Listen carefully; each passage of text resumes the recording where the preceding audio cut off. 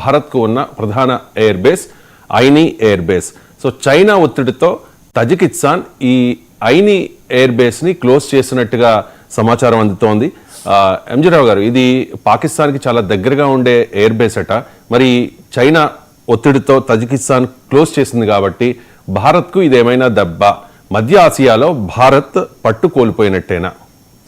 Tajikistan capital అయిన దుషాంబేకి 130 కిలోమీటర్ల దూరంలో మనకి ఇండియా ఎయిర్ బేస్ ఒకటి ఉంటుందండి. అందులో సుఖోయ్ 30 MK ఫైటర్స్, కొన్ని హెలికాప్టర్స్ మోహరించడం జరిగింది.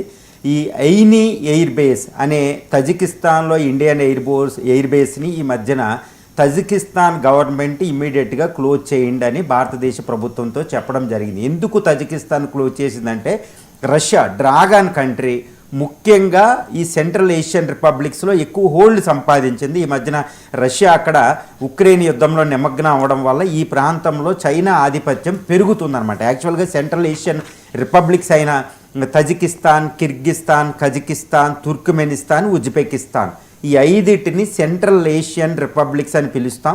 అదే మధ్య ఆసియా దేశాలు. ఒకప్పుడు యుఎస్ఎస్ఆర్లో భాగం, తర్వాత యుఎస్ఎస్ఆర్ విచ్ఛిన్నం తర్వాత ఇవి సెపరేట్ కంట్రీస్కి ఏర్పడడం జరిగింది 1991లో.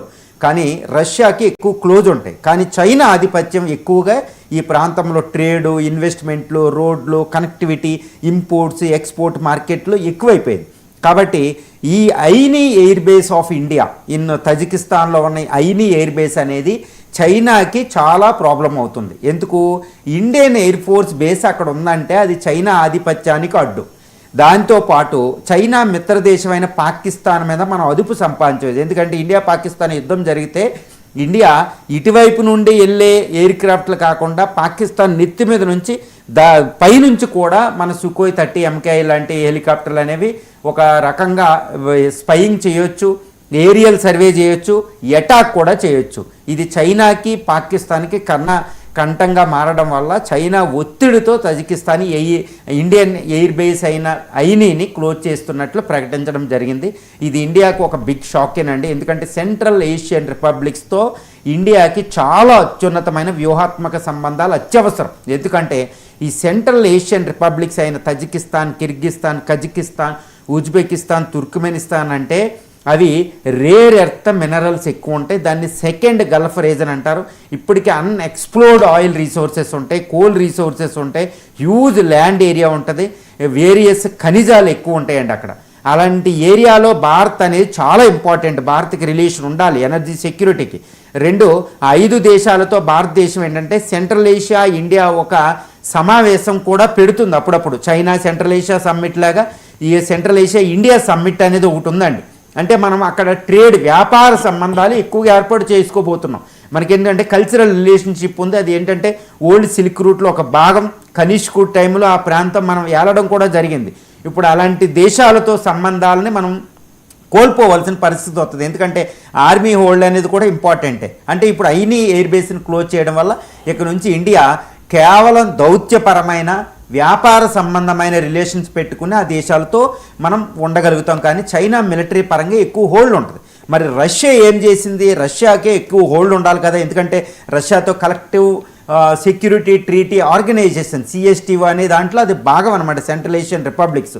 మరి రష్యా ఏం చేస్తుందంటే రష్యా ఈ మధ్యన చైనా ఒత్తిడికి ఎక్కువ గురవ్వాల్సి వస్తుంది. ఎందుకంటే ఉక్రెయిన్ యుద్ధంలో మన భారతదేశం కంటే చైనా ఎక్కువ హెల్ప్ చేస్తుంది. కాబట్టి చైనా మాట అది పక్కన పెట్టలేదు. కాకపోతే అక్కడ ఇండియా తప్పుకోవడం అనేది రష్యా కూడా ప్రాబ్లమే. అందుకనే ఈ మధ్యన ఇంకోటి చేసింది. ఈ రెండింటిని గ్యాప్ని ఫిల్ చేయడానికి భారతదేశం ఏం చేస్తుంది? ఆఫ్ఘనిస్తాన్లో ఒక కాంట్రవర్షియల్ ఎయిర్ బేస్ ఉంది, బాగ్రామ్ ఎయిర్ బేస్ అనేది. ఈ బాగ్రామ్ ఎయిర్ బేస్ నుండి అమెరికా వెళ్ళిపోయిన తర్వాత 2021లో అది ఇప్పుడు తాలిబాన్ల ఆధీనంలో ఉంది. మళ్ళా దీన్ని ట్రంప్ మాకు ఇచ్చేయమని అడుగుతున్నాడు, లేదా నేను ఫోర్స్గా ఉపయోగించి యుద్ధం చేసేని తీసుకుంటున్నాను అంటున్నాడు. కాబట్టి తాలిబాన్ ఏం చేస్తుంది? ఈ బాగ్రామ్ ఎయిర్ బేస్ని అమెరికాకి ఇవ్వకూడదు అంటే ఇండియన్ ఫోర్సెస్కి అక్కడ స్థానం కల్పించాలి. ఎందుకంటే ఇండియా చాలా ఆసక్తితో ఉంటుంది. ఇప్పుడు central Asian air base Ayni close అయిన తర్వాత ఇండియాకి అక్కడ ఫుట్ హోల్డ్ అనేది తగ్గిపోయింది సెంట్రల్ ఏషియాలో. కాబట్టి ఆఫ్ఘనిస్తాన్ మనం వెళ్ళగలిగితే బాగ్రామ్ ఎయిర్ బేస్కి ఇప్పుడు ఇటు పాకిస్తాన్ని ఇటు చైనాని మనం అరికట్టొచ్చు, అమెరికా అక్కడికి రాకుండా ఆపొచ్చు అనమాట. అందువల్ల తాలిబాన్ సహకారం ఉంది కాబట్టి ఆ తాలిబాన్ కూడా బగ్రామ్ ఎయిర్ బేస్ని ఇండియాకి ఇస్తుంది కాబట్టి ఈ ఇండియా కూడా ఆ విధంగా ధన సహాయం, ఆ విధంగా డిప్లొమాటికల్గా దౌత్యపరంగా సహాయం చేస్తుంది.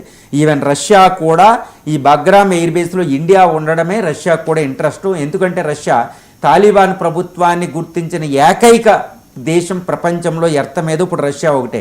రష్యా మాట తాలిబాన్ వింటారు, పాకిస్తాన్ మాట వినరు, ఈవెన్ చైనా మాట కూడా అంతగా వినరు. కాబట్టి రష్యా మాట వింటారు కాబట్టి రష్యా ఇండియాని అక్కడ పెట్టాలని ట్రై చేస్తుంది. ఇండియా కూడా అక్కడికి వెళ్ళాలని ఆసక్తిగా ఉంది. ఎందుకంటే ఇండియా తాలిబాన్తో ఎలా డీల్ చేస్తుంది అనే విషయం మీద అప్పుడు మోడీకి ఒక క్లారిటీ ఉంది, మోడీ ప్రభుత్వానికి. ఎందుకంటే ఇది తప్పనిసరి పరిస్థితి. పాకిస్తాన్ ఆపాలి అంటే, పాకిస్తాన్ ముక్కలు చేయాలంటే మనం బాగ్రామ్ ఎయిర్ బేస్లో మనకు ఉండాలి. అందువల్ల సెంట్రల్ ఏషియాలో చైనా ఒత్తిడితో తజికిస్తాన్ మన ఎయిని ఎయిర్ బేస్ క్లోజ్ చేస్తే ఇప్పుడు ఆఫ్ఘనిస్తాన్లో బాగ్రామ్ ఎయిర్ బేస్ ద్వారా దాన్ని ఫిల్ చేస్తున్నాం. ఏదేమైనప్పటికీ చైనా అనేది భారత వ్యతిరేక కార్యకలాపాలు ఎలా నిర్వహిస్తుందని చెప్పడానికి ఈ ఎయిని ఎయిర్ బేస్లు క్లోజ్ చేయడానికి తజికిస్తాన్ మీద అది తీసుకొచ్చిన ఒత్తిడి ప్రధానం. ఇది పాక్ కూడా ఒక వరం. కాబట్టి చైనా విషయంలో, డ్రాగన్ కంట్రీ విషయంలో, పాకిస్తాన్ విషయంలో ఎప్పుడూ ఇండియా అనేది ఆదమర్చి ఉండకూడదు అనేది ఇది ఒక మళ్ళీ ఇంకొక మరో గుణపాఠం అనమాట. రైట్. ఇక ఎంజీ రావు గారు, భారతదేశం ప్రతి ఏటా ఎగుమతి